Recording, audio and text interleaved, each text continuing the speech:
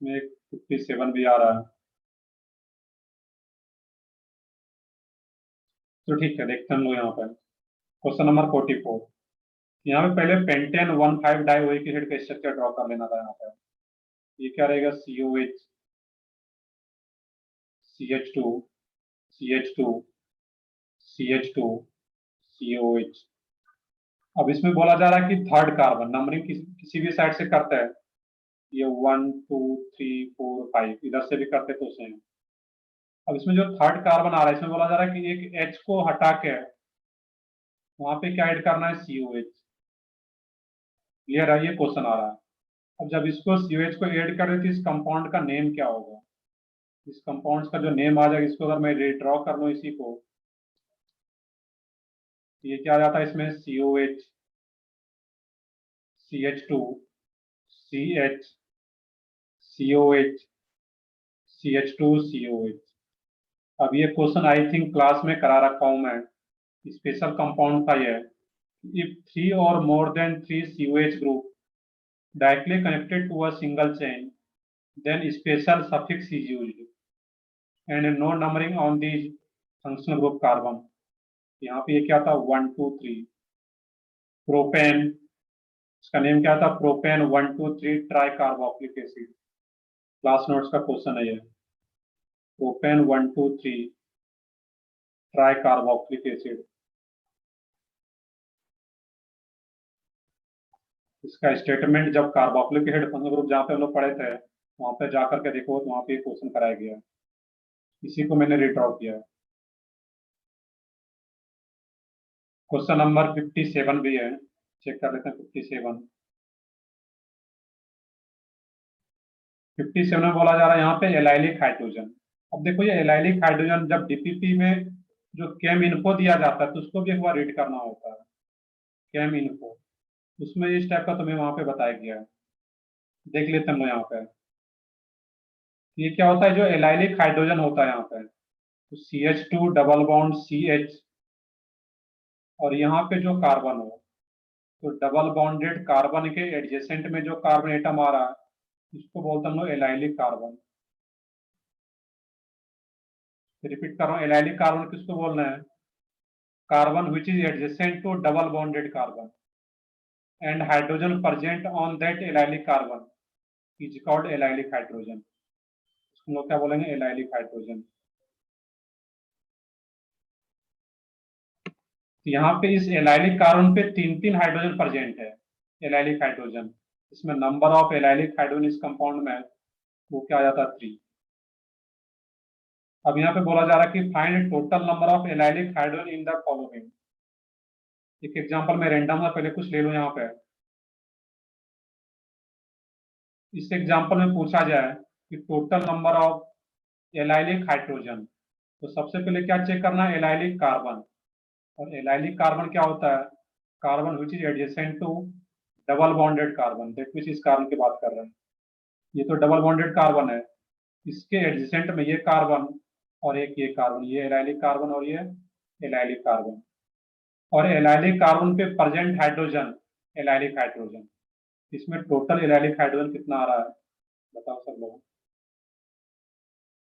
Total allylic hydrogen 3। बिल्कुल correct है। ये क्या रहेगा इसमें, 3। सब लोगों का सही है। उसी तरीके से बाकी ऑप्शन में भी चेक करना था यहाँ पे। अब सब लोग ध्यान से देख लेते हैं इसमें।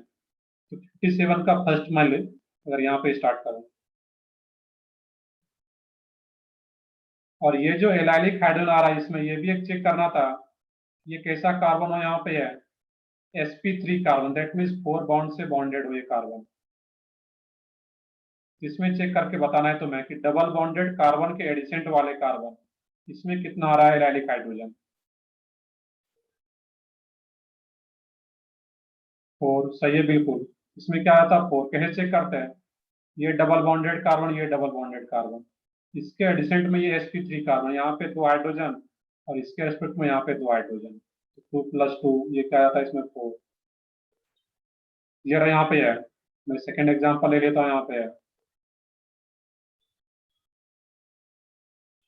इसमें किस टाइप से आ रहा है यहाँ पर, इसमें अगर पूछा जाए एलाइलिक हाइड्रोजन वो कितना रहेगा।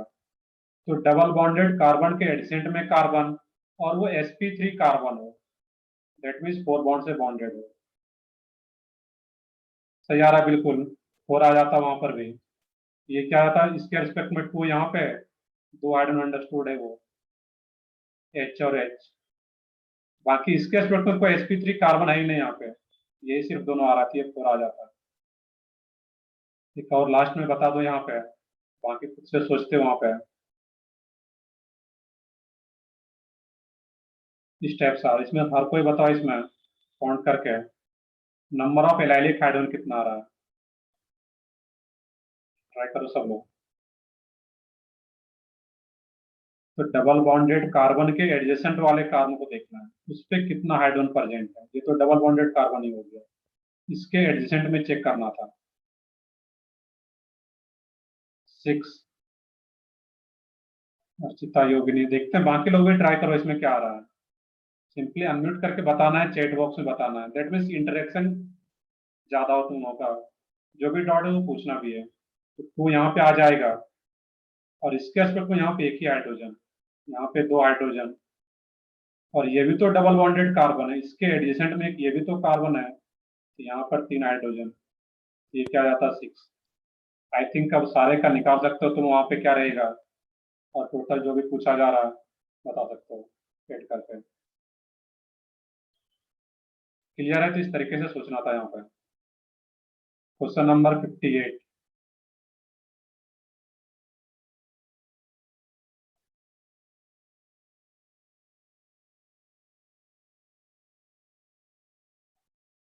Question number 58।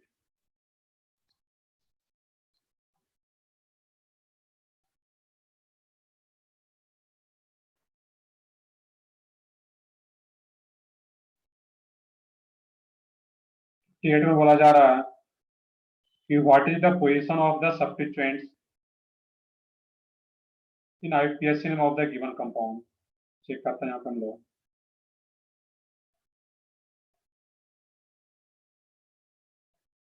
OH, OH, और ये क्या रहा SH। अब यहाँ पे मेनली देखना था कि इसमें सब्स्टिट्यूएंट्स कौन सा होगा, ये OH और SH। OH और SH में सीनियर ग्रुप कौन सा है, बता सको, टेबल याद हो। अल्कोहल और अल्कोहल। सही है, बिल्कुल अल्कोहल। अल्कोहल सीनियर ग्रुप है, और जो सीनियर ग्रुप है उसको फर्स्ट प्रायोरिटी देना, दैट मीन्स नंबरिंग में उसको प्रायोरिटी देना है। और जब ये सीनियर है तो इसके लिए सफिक्स, और ये जूनियर ग्रुप हो गया इसके लिए प्रीफिक्स, और ये एज ए सब्स्टिट्यूएंट। क्लियर है, जो जूनियर फंक्शनल ग्रुप है वो एज ए सब्स्टिट्यूएंट। तो मेनली ये जो SH ग्रुप आ रहा है उसका पोजीशन क्या, इस कार्बन का पोजीशन क्या हो, तो वो सोचना है यहाँ पे। इसमें देखना है कि नंबरिंग कहाँ से स्टार्ट करें हम लोग। तो नंबरिंग में पहले जो OH, जिससे कि OH कनेक्टेड है, उस कार्बन को लोएस्ट पोजीशन मिले। अब देखो इसमें क्या कर सकते हैं, अगर हम लोग यहाँ से स्टार्ट करते हैं तो 1 2 3 4 5, इसको 5 पोजीशन मिल रहा है डबल बॉन्ड को।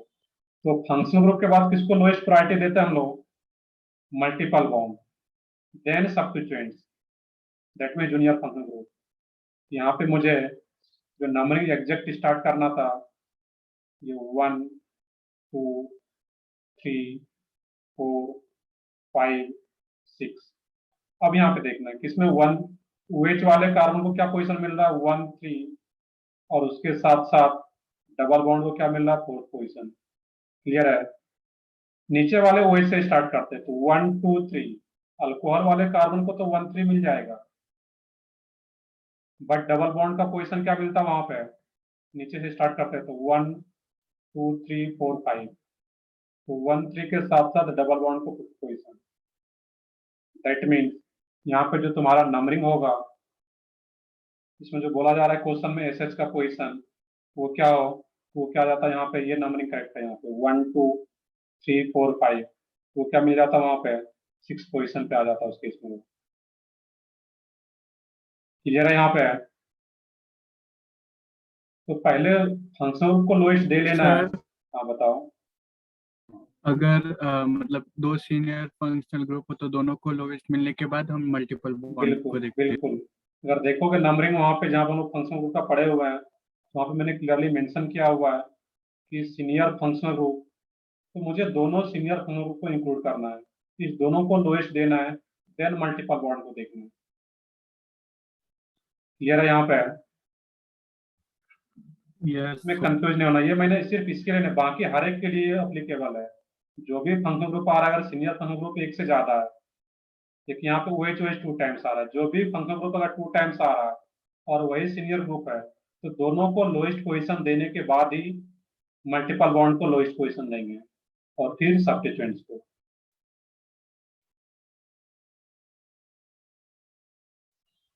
चलो अब क्लियर है आदित्य, श्रुति? इसमें अब कुछ गलत हुआ है तुम लोगों का शायद इसमें, ये क्वेश्चन इस टाइप से सोचना था यहाँ पे। चलो ठीक है, टेस्ट होता है इसीलिए। मैंने हाँ बताओ। OH को कंसिडर किया और दूसरे को सब्स्टिट्यूएंट समझा।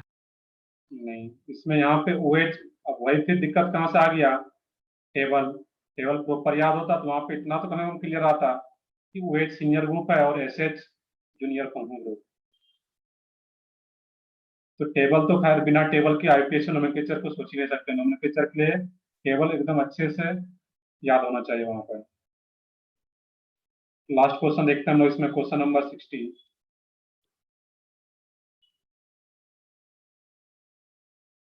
क्वेश्चन नंबर 60 में पूछा जा रहा है number of 3 degree amine in the compound are X and degree of unsaturation is Y, report your answer as X plus Y। 42 ये देखते हैं, पहले मैं 60 कर लेता हूँ, उसके बाद 42 पे आता हूँ। तो 60 में मैं स्ट्रक्चर ड्रॉ नहीं कर रहा, इसमें सबसे पहले देखना है कि टर्सरी अमाइन 3 डिग्री अमाइन। तो 3 डिग्री अमाइन कैसे चेक करते हैं, तो नाइट्रोजन से अगर 3 3 कार्बन कनेक्टेड हो, जिस भी नाइट्रोजन से अगर 3 कार्बन एटम कनेक्टेड है, दैट मीन्स वो टर्सरी अमाइन। तो टर्सरी अमाइन देखो तो वो कौन कौन सा आ रहा है, एक तो ये आ जाता जो कि तुम्हारा यहाँ पे आ रहा था NCH, और एक यहाँ पे इस N से भी 3 कार्बन एटम कनेक्टेड आ रहा है, और एक यहाँ पे इस रिंग में NCH3 इधर कुछ आ रहा है। तो ये क्या रहेगा, इस नाइट्रोजन से 3 3 कार्बन कनेक्टेड है, 1 2 3, दैट मीन्स ये टर्सरी और ये टर्सरी। इसके अलावा एक और भी NH2 है, ये NH2, तो ये NH2 कैसा आ रहा है तुम्हारा, प्राइमरी, क्योंकि इस नाइट्रोजन से एक ही कार्बन कनेक्टेड है यहाँ पे। तो प्राइम टर्सरी अमाइन कितना आ रहा है तुम्हारा, तो ये भी टर्सरी और ये भी टर्सरी, तो एक्स का वैल्यू क्या आ जाता है यहाँ पे, टू। क्लियर है सबको, ये तो आ रहा है कि एक्स का वैल्यू क्या होगा, 2। तो अमाइन का डिग्री नाइट्रोजन से कितने कार्बन एटम कनेक्टेड है उसके बेसिस पे चेक करते हैं। अब डिग्री ऑफ अनसेचुरेशन की बात करें हम लोग, तो डिग्री ऑफ अनसेचुरेशन कंपाउंड को देखकर बता सकते थे सिंपली। इसमें अगर देखोगे बेंजीन रिंग का DU कितना होता है, ये तो सबको याद भी हो जाना चाहिए, 4 4 4। तो बेंजीन का DU क्या रहेगा, 4। तो बेंजीन रिंग के अंदर जो एक सर्कल बनाया गया उसका मतलब क्या है, बेंजीन रिंग ही है वो। तो बेंजीन का DU 4, ऐसा ऐसा कितना बेंजीन, 2 बेंजीन रिंग है, दैट मीन्स DU क्या आ जाता है वहां से, 4 + 4 8, और एक रिंग और भी बना हुआ है, ये वाला जो पार्ट है, ये भी एक रिंग आ रहा है वहां पर, एक रिंग ये भी है, तो 4 + 4 + 1, तो टोटल DU क्या आ जाता है इसका, 9। तो DU 9 आ जाता है, दैट मीन्स Y का वैल्यू क्या आ जाता है, 9, और ये 2, तो 2 + 9, ये क्या आ जाता है इसमें, 11। ये तो करना था, इतना सिंपल सा। अब मैथ्स फिजिक्स में कैलकुलेशन करोगे, पूरा फाइनल आंसर निकालोगे, तो फिर एक क्वेश्चन का आंसर आएगा, इसमें कंपाउंड को देखते ही कर सकते थे।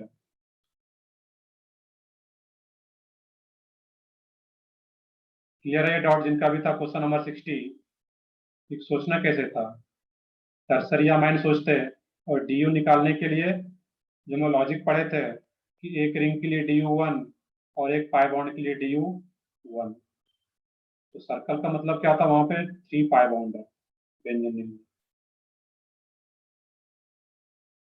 चलो ठीक है, आगे हम लोग कुछ पढ़ते भी हैं अभी। ये तो पार्ट आ रहा था यहाँ पे पेपर का।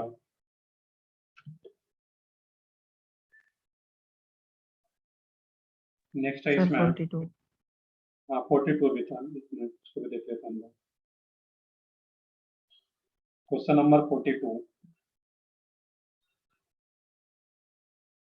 42 में बोला जा रहा है यहाँ पे कि what is the structure of 5 chloro 4 methoxy 2 nitrophenol. तो सबसे पहले यहाँ पे क्या ड्रॉ करते हैं, फिनॉल।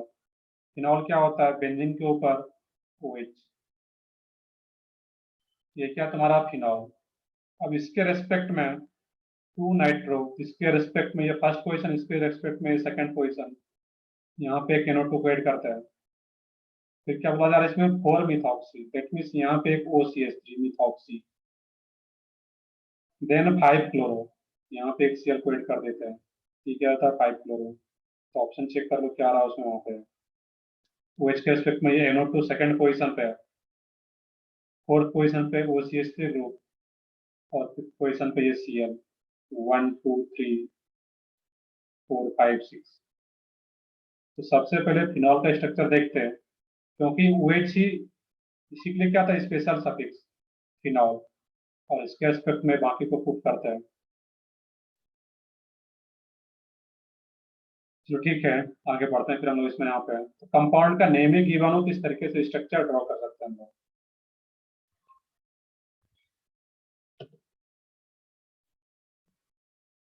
और हम लोग पढ़ क्या रहे थे इसमें, यहाँ पे हम लोग जो देख रहे थे POC हो चुका था पूरा, उसके बाद हम लोग देख रहे थे क्वालिटेटिव एनालिसिस, एंड उसके आगे भी पढ़ रहे थे हम लोग क्वांटिटेटिव। तो हम लोग PDF से देख रहे थे, थोड़ा सा पार्ट बचा हुआ है, तो हम लोग डायरेक्टली PDF से, दैट मीन जो तुम्हारा बुकलेट है उससे देख पाएंगे।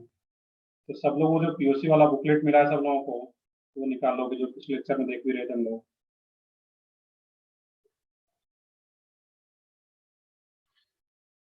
चलो मैं भी वही PDF ओपन कर लेता हूँ, व्हाइट बोर्ड शेयरिंग में स्टार्ट करता है यहाँ पे।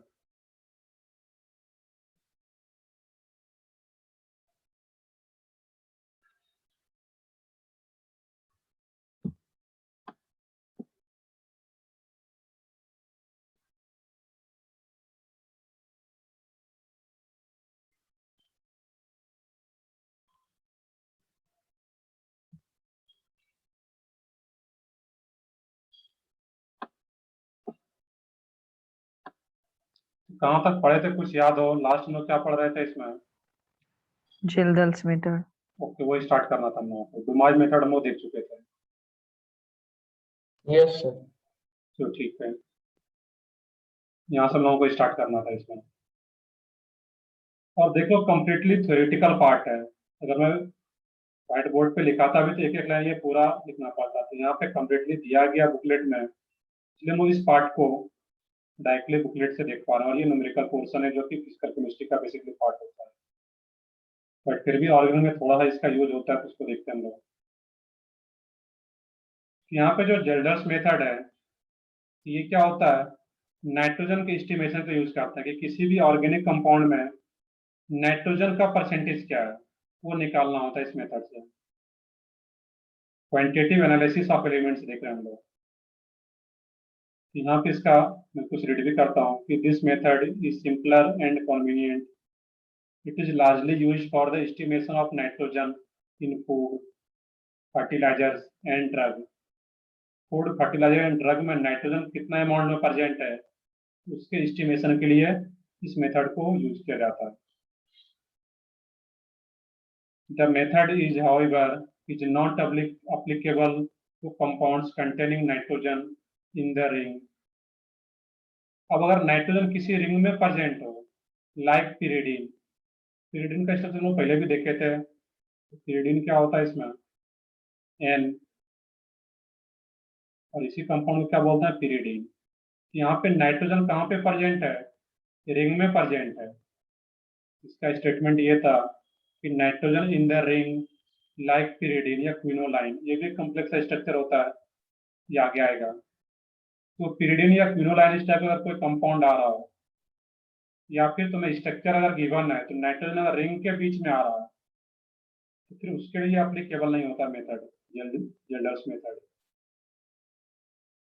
And the compounds containing nitro group, nitrogen तो बट उसके साथ O2 भी आ रहा, दैट मीन्स नाइट्रो ग्रुप, इसके लिए भी अप्लीकेबल नहीं होता ये मेथड। एंड डाइजो, डाइजो क्या होता है, एन डबल बॉन्ड एन, और इधर फ्री बॉन्ड दिखाया, दैट मीन इधर कोई भी ग्रुप हो सकता है, अल्काइल ग्रुप या एराइल ग्रुप जो भी रहेगा यहाँ पर, कोई भी कार्बन इधर हो सकता है, बट ये पार्ट अगर है एन डबल बॉन्ड एन, इसके लिए ये अप्लीकेबल नहीं होता। तो जेल्डर्स मेथड, एक क्वेश्चन ये भी आ सकता है कि जेल्डर्स मेथड किस नाइट्रोजन वाले कंपाउंड के लिए अप्लीकेबल नहीं है, तो अगर रिंग में ही नाइट्रोजन एटम प्रेजेंट है इसके लिए अप्लीकेबल नहीं होगा, NO2 के लिए प्रेजेंट नहीं हो, NO2 ग्रुप के लिए ये अप्लीकेबल नहीं होता है। And N double bond N, इस टाइप का भी अगर कोई कंपाउंड आ रहा है तो उसके लिए अप्लीकेबल नहीं है। अब क्वेश्चन क्या रहेगा इसमें, ऐसा सोचो यहाँ पे 1 2 इस टाइप का कुछ आ रहा हो तुम्हारा NH2, ये ऑप्शन हो। स्क्रीन तो सबको विजिबल है प्रॉपर? Yes sir. चलो ठीक है, फिर नेक्स्ट पार्ट आ रहा हो तुम्हारा इसमें NO2 N double bond N PH, और इधर क्या आ रहा हो PH, PH means phenyl ring benzene ring आ रहा है, और एक और आ रहा हो तुम्हारा इसमें इस टाइप से कुछ।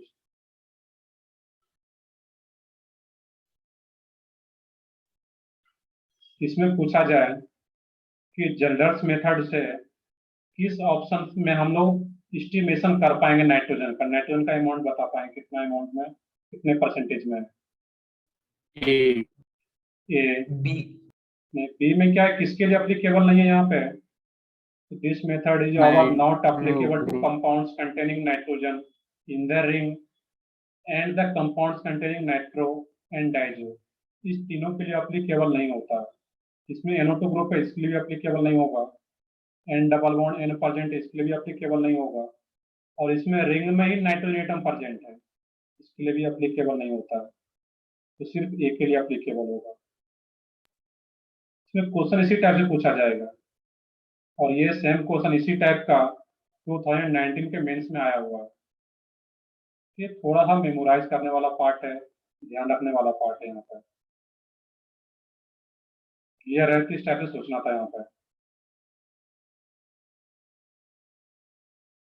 तो ठीक है, ये तुम लोग, ये पॉइंट इंपॉर्टेंट है, जैसे कि मैंने अंडरलाइन कर रखा है यहाँ पे, ऐसा तुम लोग अपने बुकलेट में अंडरलाइन कर सकते हो इस पॉइंट को, किसके लिए ये जेल्डर्स मेथड अप्लीकेबल नहीं होता है।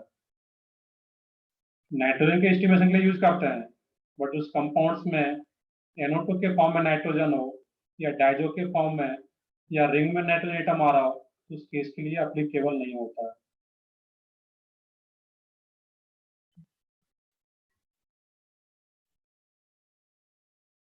तो ठीक है, आगे बढ़ता हूँ यहाँ पर। इसका जो प्रिंसिपल है एक बार रीड कर लोगे यहाँ पे, डायरेक्टली इसके कैलकुलेशन वाले पार्ट पे आता है, यहाँ पे है वही पार्ट है कि non mass of organic compound, जो भी ऑर्गेनिक कंपाउंड गिवन होगा तो उसका वेट गिवन रहेगा, उसको फिर क्या करते हैं, heated with concentrated sulphuric acid, the nitrogen in the organic compound is quantitatively converted into ammonium sulphate. अब उसमें जो ऑर्गेनिक कंपाउंड में अगर नाइट्रोजन प्रेजेंट है, तो after reaction with concentrated sulphuric acid H2SO4 तो किस में कन्वर्ट हो जाएगा, अमोनियम सल्फेट में। थोड़ा सा इसको नीचे लाऊं, इसका रिएक्शन भी साथ में देख पाओगे यहाँ पर।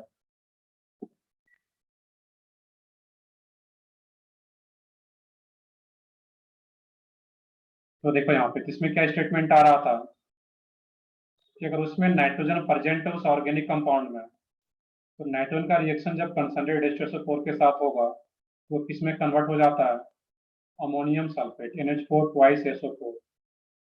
और ऑर्गेनिक कंपाउंड है तो और क्या रहेगा वहां पे, कार्बन होगा, हाइड्रोजन रहेगा, या सल्फर भी हो सकता है।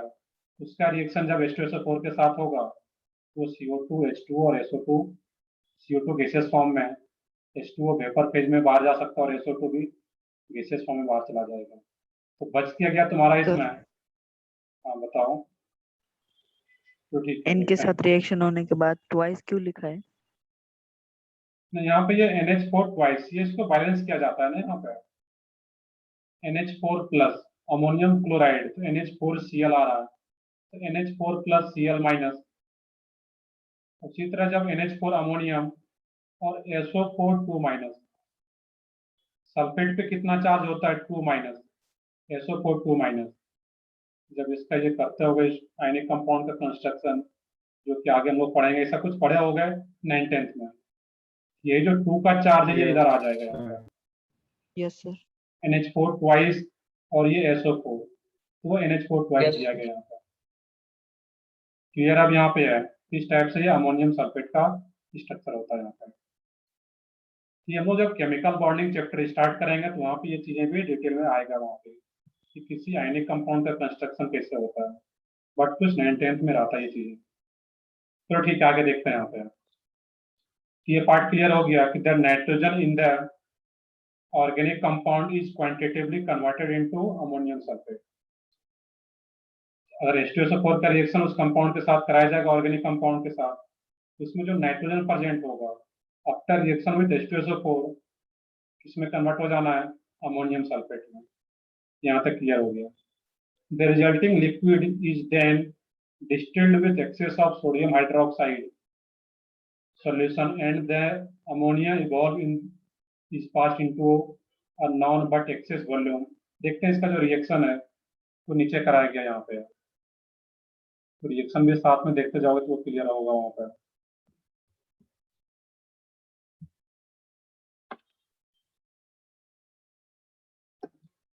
अब यहाँ पे बोला जा रहा है इस केस में, ये जो अमोनियम सल्फेट है इसका रिएक्शन फर्दर किसके साथ करा देना है, NOH सोडियम हाइड्रोक्साइड।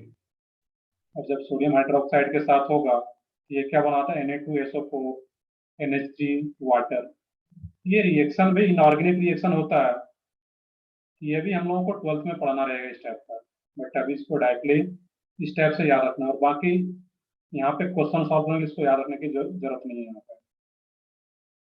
तो सबसे पहला क्या स्टेप किया है, H2SO4 का रिएक्शन ऑर्गेनिक कंपाउंड के साथ कर दिया है, उसमें अगर नाइट्रोजन प्रेजेंट है तो वो किस में कन्वर्ट हो जाएगा, अमोनियम सल्फेट में। और अमोनियम सल्फेट का फर्दर रिएक्शन NaOH के साथ कर दिया है तो Na2SO4 NH3 और वाटर, यहाँ पे क्या बन जा रहा है, अमोनिया NH3, इस पे फोकस करना है। अब जो अमोनिया बना उस अमोनिया का रिएक्शन फर्दर H2SO4 के साथ करते हैं तो फिर ये क्या बन जाता है यहाँ पे, अमोनियम सल्फेट।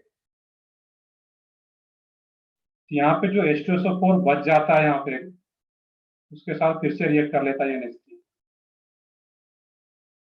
तो ये 3 रिएक्शन याद रखना यहाँ पे है, और इसी के बेसिस पे कैलकुलेशन है, तो रिएक्शन तो यहाँ पे पूछा ही नहीं जाएगा, कैलकुलेशन देखना कि कैसे यहाँ पे होता है।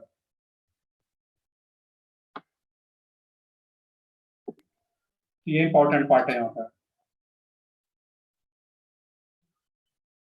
सर हाँ बताओ।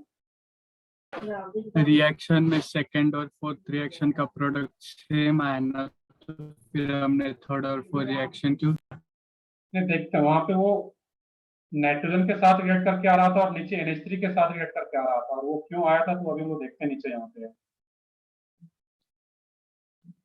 यहाँ पे देखना है इस केस में, clear the mass of organic compound, जो भी ऑर्गेनिक कंपाउंड है इसमें मुझे नाइट्रोजन का अमाउंट पता करना है, तो उस ऑर्गेनिक कंपाउंड का मास कितना है, W gram. Volume of standard acid, चलो एक चीज बताओ यहाँ पे तुम लोग, मोल कंसेप्ट में एक टर्म आया होगा, पता नहीं पढ़े या नहीं पढ़े अभी, molarity. Yes Yes, sir. sir. पढ़ चुके तुम लोग मोलरिटी? चलो ठीक है, अगर मोलरिटी पढ़ लिए तो ये पार्ट और भी समझना आसान हो जाएगा तुम्हारे लिए।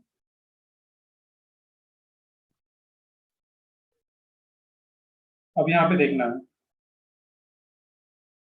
कि वॉल्यूम ऑफ स्टैंडर्ड एसिड से HCl, अब HCl या H2SO4 जो भी यहाँ पे HCl लिया जा रहा है, तो कोई भी एसिड यूज कर सकते हैं, हाइड्रोक्लोरिक एसिड हो या सल्फ्यूरिक एसिड। तो उस एसिड जो यूज किया जा रहा है उसका वॉल्यूम यहाँ पे लिया गया है 20 सेंटीमीटर क्यूब। सेंटीमीटर क्यूब बोलने का मतलब क्या है, ml या मिलीलीटर या लीटर में, Milliliter. Millilitre litre. सही है, बिल्कुल ml में। सेंटीमीटर क्यूब का मतलब क्या है, ml। ये सब फिजिकल का पार्ट है कंप्लीटली। अब यहाँ पे जो एसिड यूज किया जा रहा है जिसका कि वॉल्यूम क्या है भी, उस एसिड का जो मोलरिटी है, मोलरिटी ऑफ एसिड, वो क्या माना गया M1। और पता भी होगा कि मोलरिटी को कैसे इंडिकेट करते हैं, कैपिटल M से। और स्मॉल m से किसको Yes, इंडिकेट sir. करते हैं, स्मॉल m से। Molality. मोलैलिटी। ये क्या होता है, मोलरिटी। सही है बिल्कुल, जब कैपिटल M से इंडिकेट किया है दैट मीन्स वो मोलरिटी है। तो एसिड का मोलरिटी एज्यूम किया गया M1। Let volume of acid unused. अब देखो यहाँ पे होता क्या है कि मान लो जी कि हम लोग रिएक्शन करा रहे थे उस ऑर्गेनिक कंपाउंड का, ये H2SO4 का रिएक्शन ऑर्गेनिक कंपाउंड के साथ करा रहे हैं, और मुझे पता नहीं कि वो ऑर्गेनिक कंपाउंड में नाइट्रोजन कितने मोल में पता है। आफ्टर रिएक्शन ये क्या बन रहा था यहाँ पे, अमोनियम सल्फेट। और ये जो आ रहा था यहाँ पे, ये जब H2SO4 मान लो कि इसके साथ रिएक्ट किया, ये बना दिया, फिर भी अगर कुछ H2SO4 या HCl अगर बच जाता है यहाँ पे, जो कि यहाँ पे HCl ले रहे हैं, तो कोई भी ले सकते थे HCl। अगर HCl लेते तो वो क्या बनता है यहाँ पे एज ए बाय प्रोडक्ट, मतलब as a product ammonium chloride NH4Cl। तो कोई भी एसिड यूज करता है यहाँ पर हम लोग। तो जो एसिड अनयूज्ड है, जो कि अभी कंप्लीटली रिएक्ट नहीं कर पाया, जो बच गया यहाँ पे, उसका वॉल्यूम क्या है, let volume of acid unused भी V1 को एज्यूम किया जा रहा है यहाँ पे। Let volume of alkali. अब जो एसिड बच गया, ध्यान से देखोगे कि जो एसिड बच गया उसको भी न्यूट्रलाइज करना है। तो एसिड को, जो बचा हुआ एसिड है, उसको कौन न्यूट्रलाइज करेगा, कोई बेस आएगा उसको न्यूट्रलाइज करने के लिए एसिड को। तो जो भी एसिड अनयूज्ड है उसको NOH के साथ, बेस के साथ रिएक्ट करा दिया, अल्कली के साथ। तो वॉल्यूम ऑफ अल्कली से NOH को भी ले सकते हैं, जिसका कि मोलरिटी क्या है, M2, used for neutralising unused acid. जो अनयूज्ड एसिड है उसको न्यूट्रलाइज करने के लिए बेस यूज किया जा रहा है, और उस बेस का वॉल्यूम क्या है यहाँ पे, A2, और मोलरिटी क्या बेस का, M2। तो chemical equation for titration involve is, titration word आया होगा, पढ़े होगे, सुने होगे फिजिकल में।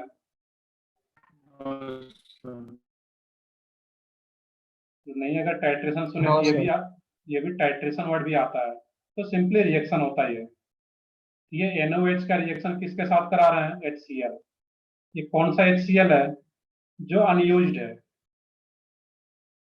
जो कि ऑर्गेनिक कंपाउंड के साथ, नाइट्रोजन के साथ रिएक्शन के बाद बच गया था, अनयूज्ड। जब इसका रिएक्शन हो जाता है तो वो क्या बना लेगा, एसिड, बेस और एसिड, NaCl प्लस वाटर, ये तो सबको पता है। अकॉर्डिंग टू मोलरिटी रिलेशन, अब ये भी रिलेशन पढ़े होंगे मोलरिटी में। ये क्या होता है, M1V1 इक्वल टू M2V2। तो M2V2 क्या, यहाँ पे बेस का मोलरिटी एंड वॉल्यूम, M1V1 क्या है, एसिड का मोलरिटी एंड वॉल्यूम। यहाँ से V2 निकल जाए, ये V1 निकल जाएगा। ये V1 क्या निकल रहा है यहाँ पे है, वॉल्यूम ऑफ एसिड अनयूज्ड, कितना एसिड अनयूज्ड है वहां पे, उसका वॉल्यूम पता चल गया। जब अनयूज्ड वॉल्यूम पता चल गया तो टोटल वॉल्यूम क्या था एसिड का, V। टोटल वॉल्यूम क्या था, V। और ये V2 किसके साथ आ रहा है यहाँ पे, NOH के साथ। तो नाइट्रोजन के साथ कितना HCl, कितना एसिड रिएक्ट किया होगा, कितना वॉल्यूम उसका होगा, वो क्या निकल जाता, टोटल जो अनयूज्ड वाला एसिड का वॉल्यूम था वो V1, तो V माइनस V1, वही यहाँ पे लिखा जा रहा है कि volume of acid used by ammonia. Ammonia जो एसिड यूज कर रहा है वहां पे, वो क्या होगा वहां पे है, V minus V1 centimetre cube. जब इसका वॉल्यूम पता चल गया, इसका मिलीमोल्स निकल जाएगा यहाँ पे, millimoles of acid used by ammonia.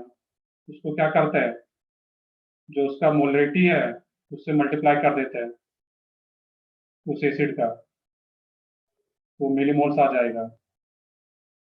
Millimoles of NH3 formed, तो जितना मिलीमोल्स एसिड जो यूज हुआ उसका था उतना ही NH3 बनेगा। तो V minus V1 into M1।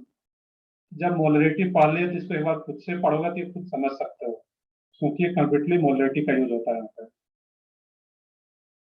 अब मिलीमोल्स ऑफ अमोनिया निकल गया B minus V1 into M1, और जब NH3 का मिलीमोल्स निकल गया तो NH3 का मास भी निकल जाएगा।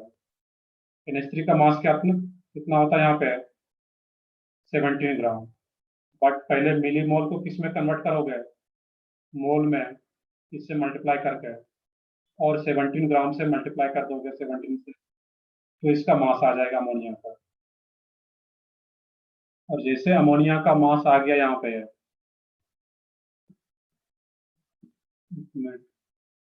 इसमें अब क्या करते हैं यहाँ पे,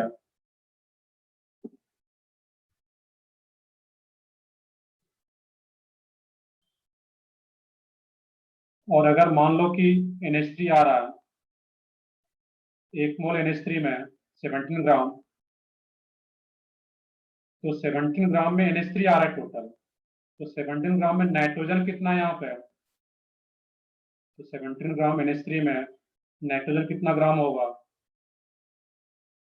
14 ग्राम, क्योंकि नाइट्रोजन क्या आ रहा है यहाँ पे 14 प्लस 3, ये तो 17 आ रहा था इसका मोलिकुलर मास, तो 17 ग्राम में 14 gram nitrogen,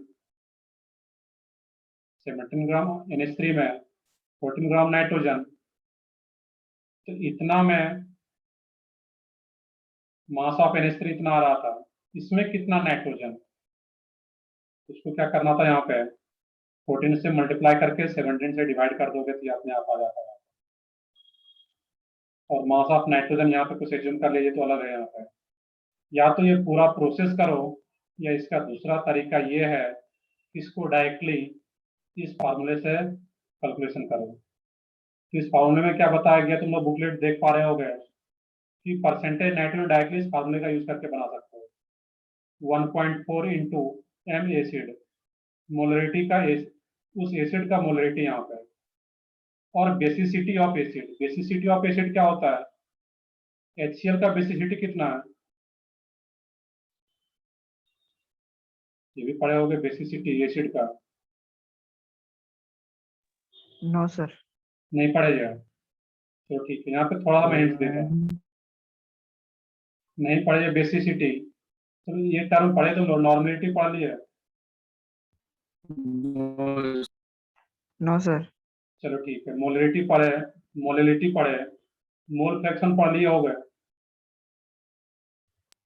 Yes, sir. Yes, sir. ये चार टर्म एक साथ बेसिकली आता है, मोलरिटी, मोलिलिटी, मोल फ्रैक्शन, और एक नॉर्मेलिटी भी आता है यहाँ पे। तो नॉर्मेलिटी में फिर ये चीजें तुम्हें आएगा बेसिसिटी ऑफ एसिड। हाँ साइली बताओ क्या पूछ रहे हो, कुछ doubt? Sir, by mistake, sorry. चलो ठीक है, यहाँ पे देखना है कि जो नॉर्मेलिटी आ रहा है इस केस में यहाँ पे है, ये आगे बताया जाएगा तुम्हें, वहां पर बेसिसिटी ऑफ एसिड आएगा, बट इतना यहाँ पे ध्यान रखोगे कि HCl में कितना H आ रहा है यहाँ पे है, हम लोग ये पढ़े थे ये कि कौन सा हाइड्रोजन एसिडिक होता है, हम लोग ऑर्गेनिक में पढ़े थे ये, तो वो हाइड्रोजन एसिडिक होता है या एक्टिव होता है जो higher electronegative atom like nitrogen, oxygen, hydrogen या सल्फर से कनेक्टेड होता है, या फिर sp कार्बन से। तो HCl में एक ही H प्लस बाहर जा सकता है, H प्लस और Cl माइनस, इसका बेसिसिटी क्या होता है इस एसिड का 1।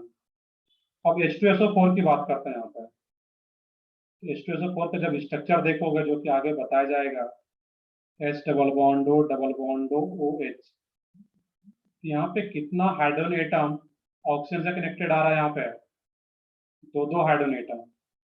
तो H2SO4 जो एसिड है, इस एसिड का बेसिसिटी 2 होता है, बस इतना याद रख सकते हो अभी कि HCl जो हाइड्रोक्लोरिक एसिड है उसमें एक ही H है, दैट मीन बेसिसिटी 1, और H2SO4 में 2 H जो कि ऑक्सीजन से कनेक्टेड होता है, दैट मीन्स ये दोनों H प्लस वाटर में रिलीज हो सकता है, H प्लस आयन के फॉर्म में, दैट मीन्स इसका बेसिसिटी क्या होता है 2।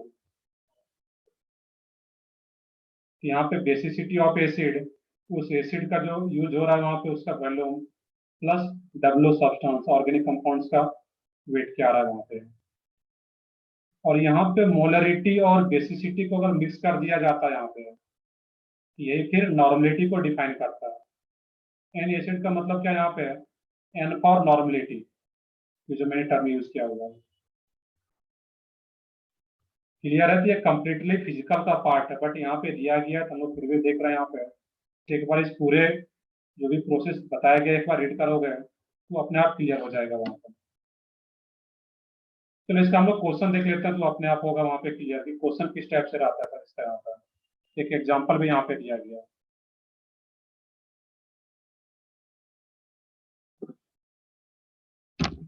देखना यहाँ पे अभी है।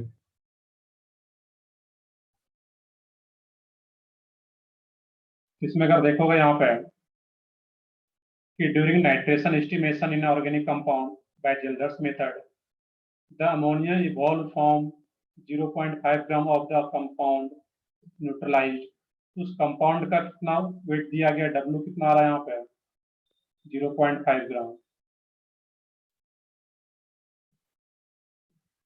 Neutralised 10 ml of 1 m H2SO4। That means molality क्या है इसका 1, m का वैल्यू क्या आ रहा है इसमें 1, दैट मीन्स मोलिटी क्या आ रहा है 1 m। वॉल्यूम कितना यूज हो रहा है यहाँ पे है 10 ml। क्लियर है? यहाँ पे है। तो डायरेक्टली इसमें पूछा जा रहा है कि what is the percentage of nitrogen in the organic compound. क्या करोगे, मैं डायरेक्टली फार्मूले से निकाल रहा हूँ 1.4 इंटू मोलरिटी कितना था एसिड का 1, इस फार्मूले में बेसिसिटी कितना हो जाएगा H2SO4 आ रहा है, तो इसका बेसिसिटी क्या लोग है 2 2। HCl होता तो क्या लेते बेसिसिटी 1, 1 और इसका सर वॉल्यूम क्या अगर आ रहा है यहाँ पे। NH3 रहता हाँ, बताओ क्या पूछ रहे हो।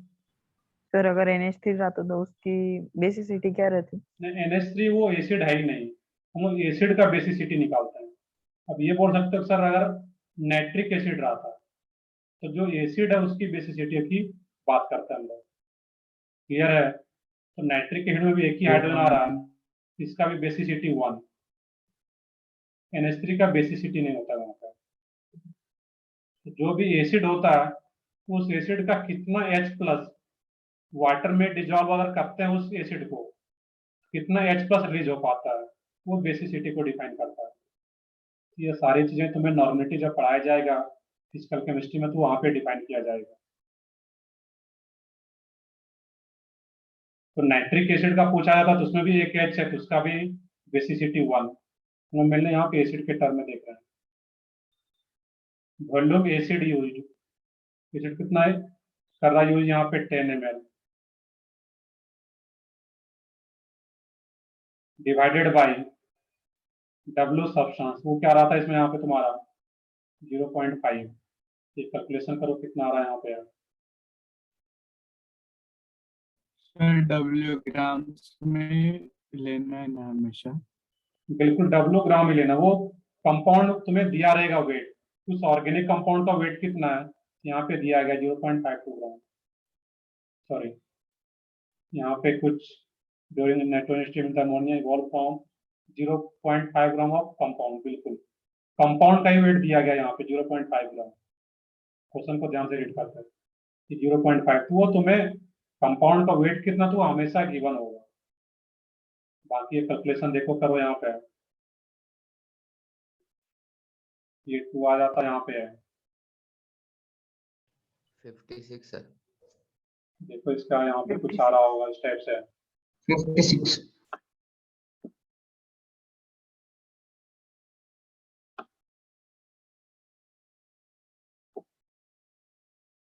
56 डायरेक्टली परसेंटेज यहाँ पे ये प्रोसेस से किया गया है और मैं डायरेक्टली फार्मूले पे पुट करके निकाल रहा हूँ, तो वो क्या रहता 56। क्लियर है? यहाँ पे डायरेक्टली फार्मूले का यूज करके कर सकते हो। बाकी तुम मोलरिटी पढ़े हो फिजिकल में डिटेल में, फिजिकल का पार्ट है, वहां से तुम कर सकते हो फिर प्रोसेस वाइज भी। तो हम लोग देख रहे थे जेल्डर्स मेथड नाइट्रोजन के एस्टिमेशन के लिए। बाकी एक दो क्वेश्चन सेम फार्मूला टाइप का ही क्वेश्चन दिया गया है एक्सरसाइज में, तो उसको भी सोच सकते हो क्या रहेगा। तो ठीक है, आगे देखते हैं फिर हम लोग यहाँ पे। ये एक इंपॉर्टेंट मेथड था जेल्डर्स मेथड, सुनो ये डिटेल में देखा यहाँ पे। नेक्स्ट है इसमें दोनों, अब जो बाकी का प्रोसेस है काफी आसान सा है। नेक्स्ट है इसमें estimation of halogen by Carius method. अब किसी ऑर्गेनिक कंपाउंड्स में हैलोजन कितना अमाउंट में प्रेजेंट है, उसका परसेंटेज क्या है वो निकालना है। उस मेथड का नेम क्या होता है, कैरियस मेथड। वही लिखा गया, halogen is estimated as silver halide in Carius method.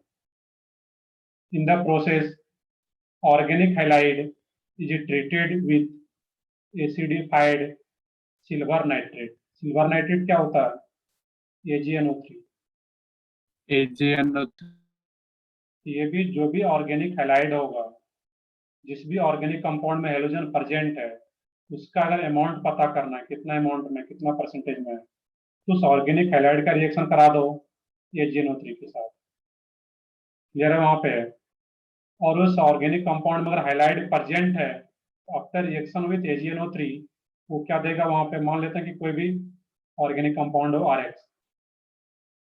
X for hydrogen, इसका रिएक्शन AgNO3 के साथ कर देते हो, ये क्या बन जाएगा यहाँ पे, AgXPPT बन जाता है और ये RNO3 बन जाएगा वहां पर।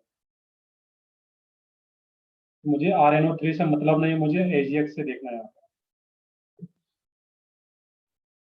सिल्वर हैलाइड, इसी को क्या बोला जा रहा है, silver halide, which is washed dried and wait.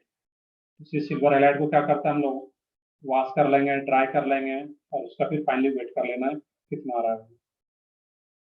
इसके लिए जो प्रोसेस है यहाँ पे है, तो जो ऑर्गेनिक कंपाउंड का वेट होगा वो तो तुम्हें गिवन होगा, ऑर्गेनिक हैलाइड का वेट जो भी वेट है वो क्वेश्चन में गिवन रहेगा। क्लियर है वहां पे है।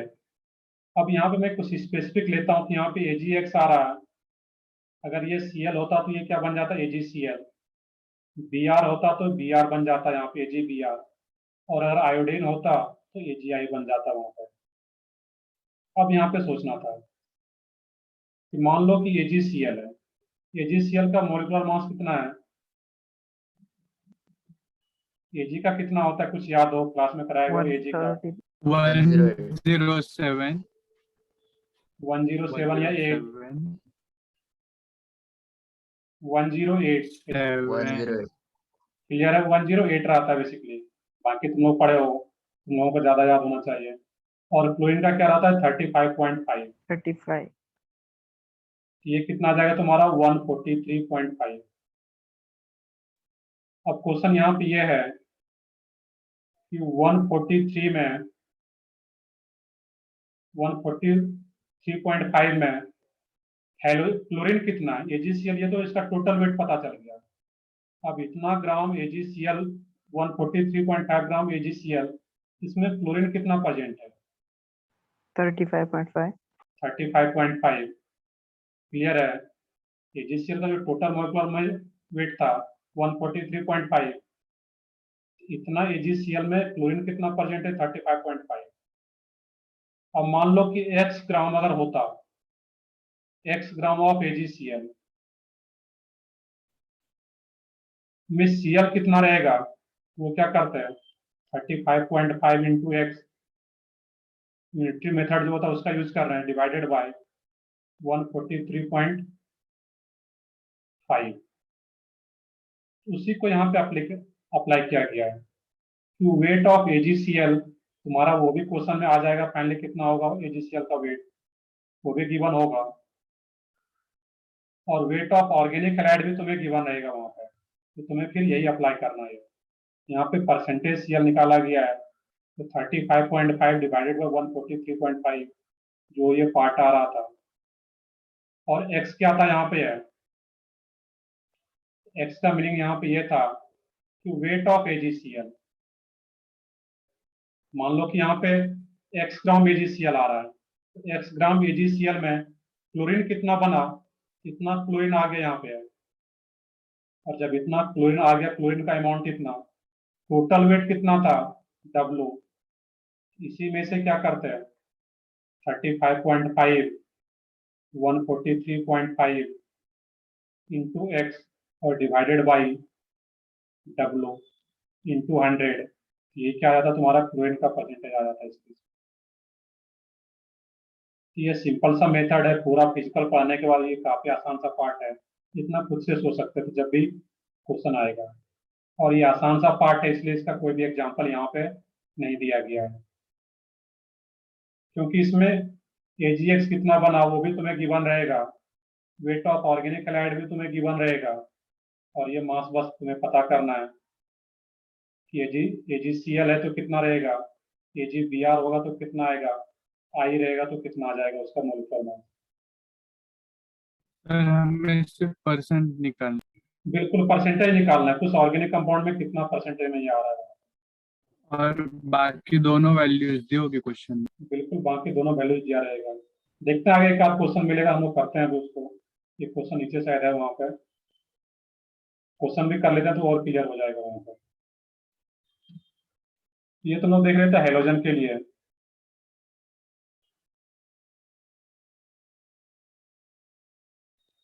उसका क्वेश्चन नहीं दिया गया, तुम लोग आगे एक्सरसाइज से क्वेश्चन देख लेंगे। नेक्स्ट है तुम्हारा इसमें सल्फर का एस्टिमेशन। तो सल्फर का भी एस्टिमेशन सेम तरीके से करना है कि सल्फर कितने अमाउंट में प्रेजेंट है उस ऑर्गेनिक कंपाउंड में। तो sulphur is estimated by barium sulphate.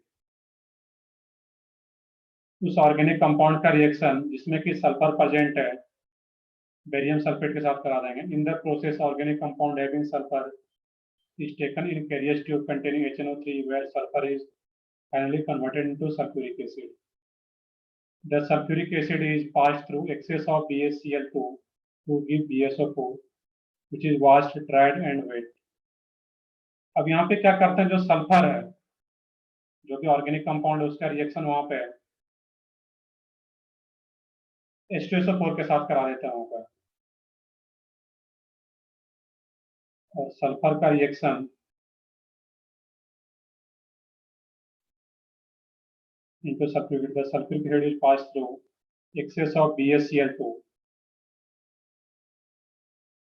अब यहाँ पे जैसे सल्फर का रिएक्शन होता है इस केस में HNO3 के साथ, तो फाइनली क्या बनता है सल्फ्यूरिक एसिड, और उसका फर्दर रिएक्शन क्या करा जाता है यहाँ पे है इस टाइप पे देखोगे एस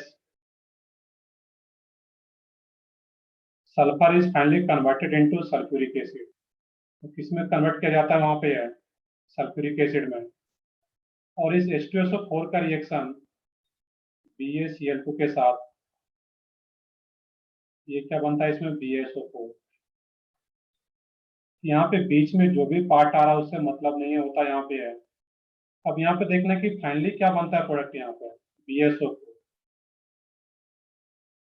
BaSO4 का मोलिकुलर मास कितना होता है, BaSO4 का तुम्हें वेट गिवन रहेगा क्वेश्चन में कि BaSO4 कितना बन रहा है वहां पर। तो BaSO4 का जो मोलिकुलर मास होगा वो निकाल के दिया गया यहाँ पे तुम्हें 233। अब 233 ग्राम ऑफ BaSO4, इसमें कितना ग्राम सल्फर है 32, एक ही सल्फर है दैट मीन्स 32 उसका मोलिकुलर मास 32 ग्राम। अब कुछ जो वैल्यू दिया गया BaSO4 में उसका कुछ x ग्राम अगर दिया गया है तो x ग्राम BaSO4 में कितना ग्राम sulphur, 32 into x divided by 233। ये सल्फर का ग्राम में पता चल गया कितना आ रहा है। तो सल्फर का जैसे अमाउंट पता चल गया ये ओवरऑल, इसको टोटल वेट जो गिवन होगा कंपाउंड का W इंटू 100, वही तो किया गया यहाँ पे इस केस में। इसका एग्जांपल नीचे दिया गया वो पता चलेगा यहाँ पे, तो इसका एग्जांपल देख भी लेते हैं।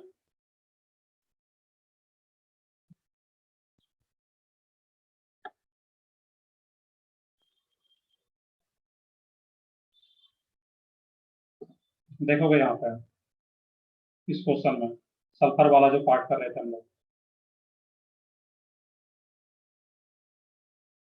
इन sulphur estimation 0.157 gram of organic compound gave 0.4813 gram of BaSO4। तो क्लियरली दिख रहा है कि तुम्हें BaSO4 का ग्राम में दिया गया है और ऑर्गेनिक कंपाउंड का वेट पूछा गया है। What is the percentage of sulphur in organic compound, clear है। तो मास ऑफ BSO4 गिवन है यहाँ पे, ऑर्गेनिक कंपाउंड्स का मास गिवन है, तो सिंपली क्या करना था, फार्मूले पे पुट, डायरेक्टली फार्मूला याद रखो या फिर सोच भी सकते थे कि सर 233 ग्राम जो कि BSO4 का मोलिकुलर मास होता है, सर इतना ग्राम ऑफ BSO4 में सल्फर जो होता है 32 ग्राम, जो उसका मास है सल्फर का, तो 0.4813 ग्राम में कितना सल्फर कितना होगा, तो 32.4817 जो भी आ रहा है डिवाइडेड बाय 233, ये सल्फर का ग्राम में वेट पता चल गया, और सल्फर का पता चल गया, टोटल वेट गिवन है, टोटल वेट क्या था इसमें 0.157, इसी को मल्टीप्लाई कर देते 100 से तो परसेंटेज में आ जाता। आई थिंक सबको क्लियर है यहाँ पे कैसे निकालना, यहाँ पे बताओ, ये सल्फर वाला एग्जांपल क्लियर है या नहीं है? तो डायरेक्टली BSO4 का सब कुछ दिया गया यहाँ पे क्वेश्चन में, बस तुम्हें परसेंटेज निकालना है, सिंपल परसेंटेज। तो ठीक है, हम लोग आगे बढ़ते हैं फिर इसमें यहाँ पे। तो सल्फर वाले पार्ट की, ये तो सल्फर की बात कर रहे थे हम लोग यहाँ पे। एक और है इसमें फास्फोरस का, एस्टिमेशन ऑफ फास्फोरस, ये भी सिंपल सा, इसको भी देख लोगे। A non-mass of organic compound is heated with fuming nitric acid. The phosphorus present in the organic compound is oxidized to phosphoric acid. ये तो रीड करने के लिए पूरा यहाँ पे है।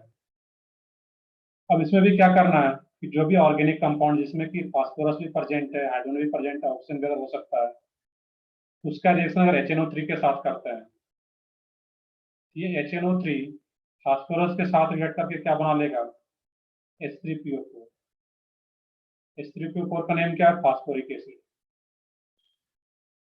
अब यही H3PO4, इसका रिएक्शन मैग्नीशियम मिक्सचर, जो कि यहाँ पे दिया भी गया, एक मिक्सचर होता है, treated with magnesium mixture to get the precipitate of magnesium ammonium phosphate, इससे कोई लेना देना नहीं होता यहाँ पे जो रिएक्शन बोला जा रहा है। तो फाइनली क्या बनता है यहाँ पे है MgNH4PO4, इसको जब हीट किया जाता है तो ये क्या बन जाता है Mg2P2O7 white PPT। इसका भी डायरेक्टली क्वेश्चन देखेंगे क्या रहेगा।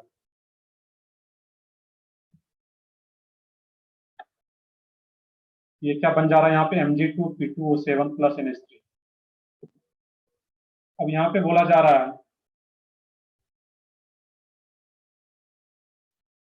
कि मास ऑफ ऑर्गेनिक कंपाउंड दे रखा है W ग्राम।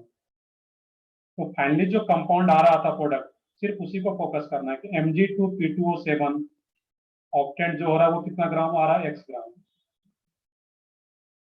अब Mg2P2O7 इसका जो मोलिकुलर मास है वो कितना होता है 222 ग्राम। इतना ग्राम Mg2O7 में फास्फोरस कितना होगा, एक फास्फोरस एटम का कितना रहता मास 31 फास्फोरस का, तो 2 फास्फोरस आ रहा है Mg2P2O7 में, इसका क्या आ जाएगा 62 ग्राम।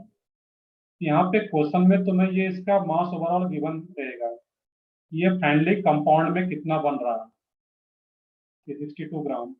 वही सेम कंसेप्ट कि 222 ग्राम में 222 ग्राम Mg2O7 में 62 ग्राम फास्फोरस, X में कितना 62x/222, कितना X निकल गया, फास्फोरस का अमाउंट पता चल गया कि फास्फोरस कितना प्रेजेंट है। तो टोटल वेट कितना था W, उसको W से डिवाइड करके 100 से मल्टीप्लाई कर दो तो आ जाएगा वहां पर। और इसी को एक एग्जांपल के थ्रू बता दिया गया यहाँ पे। ये सेकंड एग्जांपल यहाँ पे ये रहा, यहाँ पे ऑर्गेनिक कंपाउंड का वेट दिया गया है, Mg2O7 का वेट दे दिया गया है।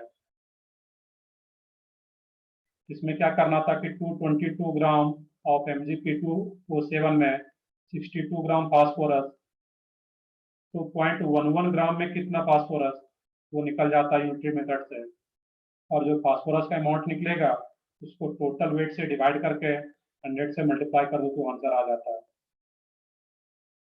बताओ सब लोग क्लियर है? यहाँ पे है, सिंपल सा क्वेश्चन है किसका का, परसेंटेज का। Yes yes sir. चलो ठीक है, ये फास्फोरस का आ रहा था। और लास्ट में एक और आ जाता है यहाँ पे, एस्टिमेशन ऑफ ऑक्सीजन। ऑक्सीजन का एस्टिमेशन कैसे करें, इसको एक बार रीड करोगे यहाँ पे overall. The percentage of oxygen in organic compound is usually found by difference between percentage composition 100 and the sum of the percentage of all other elements. However, oxygen can also be estimated directly as below. A definite mass of organic compound is decomposed by heating in a stream of nitrogen gas. The mixture of gaseous products containing oxygen is passed over red hot coke. ये theory है basically, एक बार read करोगे. And all the oxygen is converted to carbon monoxide. The mixture is passed through warm iodine pentoxide I2O5, where carbon monoxide is oxidized to carbon dioxide and producing iodine.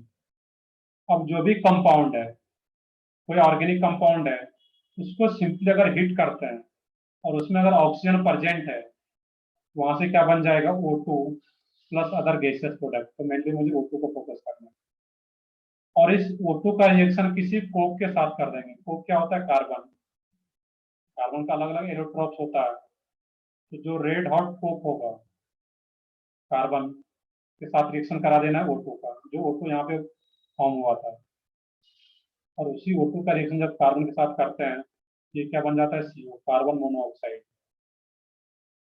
अब इस carbon monoxide का reaction फिर से I2O5 के साथ करा देते हैं, ये क्या बन जाता है, I2 प्लस CO2।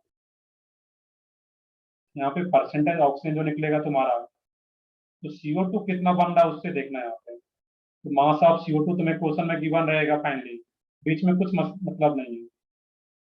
तुम्हें CO2 का मास गिवन होगा। CO2 का मास कितना होता है, 44 ग्राम। निकाल के देखो CO2 का, तो 44 ग्राम में O2 कितना, O2 कितना आ जाएगा, 32 ग्राम। 32। क्लियर है? तो 44 ग्राम CO2 में 32 ग्राम ऑक्सीजन, तो x ग्राम जो भी क्वेश्चन में गिवन होगा, x ग्राम CO2 में कितना ऑक्सीजन, 32x इंटू 44। कि ऑक्सीजन का तुम्हें पता चल गया वेट। और टोटल वेट भी क्वेश्चन में गिवन होगा, W सैंपल, इसमें W से डिवाइड करते हैं, 100 से मल्टीप्लाई करते हैं, सेम काम कर रहे हैं हर जगह यहाँ पे। तो मैं ऑक्सीजन का परसेंटेज निकल के आ जाता है। क्लियर है यहाँ तक सब लोगों को? ये है, इस टाइप से सोच सकते थे जब क्वेश्चन आएगा। तो बीच में रिएक्शन से कोई भी मतलब नहीं है, जितना भी हम ऊपर 2-3 प्रोसेस किए।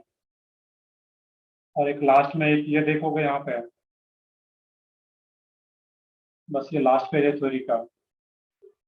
हाँ चलो, कुछ नेटवर्क इशू आ गया था। अभी तो प्रॉपर वॉइस आ रहा है सब लोगों को? Yes sir. Yes sir. चलो ठीक है, उन लोगों का फिनिश ही था। बट लास्ट में जो एक पार्ट है उसमें ब्लिस्टरिंग टेस्ट, इसको एक बार खुद से कर लोगे, वो कुछ कैलकुलेशन उसमें नहीं रहता है, 2-3 लाइन है, एक बार रीड कर लोगे खुद से हो जाएगा वहाँ पे।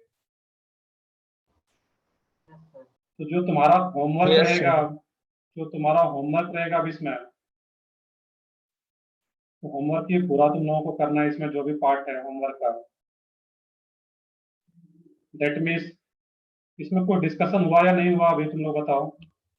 Structure and No, difficulty sir. POC में, तो ठीक है। अगर नहीं हुआ तो लोग पार्ट वाइज का होमवर्क करते हैं। बस 1 मिनट वेट करो, इसमें तुम लोगों को जो होमवर्क करना है इसमें यहाँ पे,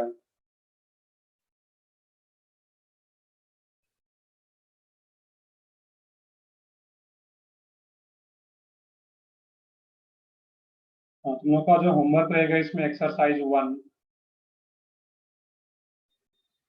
part 1, part 2, part 1, part 2, exercise 1, part 1, part 2, section, अगर कुछ नहीं हुआ डिस्कस, सेक्शन ABCDEFG,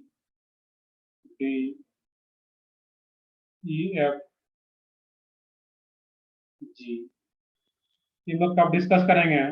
इस वीक में पहला ही लेक्चर है, 3 लेक्चर जनरली होता है। तो नेक्स्ट लेक्चर जो होगा उसमें स्टार्ट करेंगे नेक्स्ट चैप्टर पीरियोडिक टेबल, और उसके बाद जो लेक्चर होगा उसमें ये डिस्कस करेंगे हम लोग।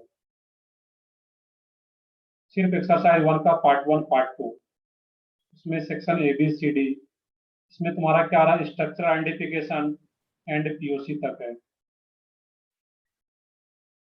बाकी मैं ग्रुप पे सेंड भी कर देता हूँ, बट ये तुम लोगों को याद रहे कितना होमवर्क है। बाकी हम लोग नेक्स्ट क्लास में इसको डिस्कस करेंगे। नेक्स्ट क्लास में हम लोग पीरियोडिक टेबल जो इनऑर्गेनिक का पार्ट होता है उसको स्टार्ट करेंगे हम लोग, और उसके लिए एक सेपरेट नोटबुक हो इनऑर्गेनिक केमिस्ट्री के लिए। ओके, ये भी डिस्कशन हो चुका था, ये भी डिस्कशन हो गया है, उसको करने की जरूरत नहीं है, ऑलरेडी कर रखे हो गए। बाकी CDEFG यहाँ तक करना है। आई तक है सर। ठीक है, वो करना हम लोगों को बाद में। अभी HI, चलो H तो हम लोग कर भी चुके थे कुछ, तो कर लो इसका GHI, इसको क्यों छोड़ा हम लोग। H तो हम लोग कर भी चुके थे क्लास में ही। एक आई, दैट मीन्स एक्सरसाइज 1 का पार्ट 1 पार्ट 2 का इतना होमवर्क करना तुम लोगों को। और ये भी हम लोग नेक्स्ट क्लास में डिस्कस नहीं करें, नेक्स्ट क्लास में। तो नेक्स्ट क्लास में हम लोग स्टार्ट करेंगे इनऑर्गेनिक केमिस्ट्री का पार्ट, जो कि तुम लोग पढ़ रखते हो 9th-10th में, पीरियोडिक टेबल। और ये इनऑर्गेनिक केमिस्ट्री का पार्ट है, इसलिए एक सेपरेट नोटबुक हो तो बेटर है। चलो ठीक है, फिर मैं आज का लेक्चर एंड करता हूँ यहीं पे। Bye sir, thank you sir. Bye sir. Bye.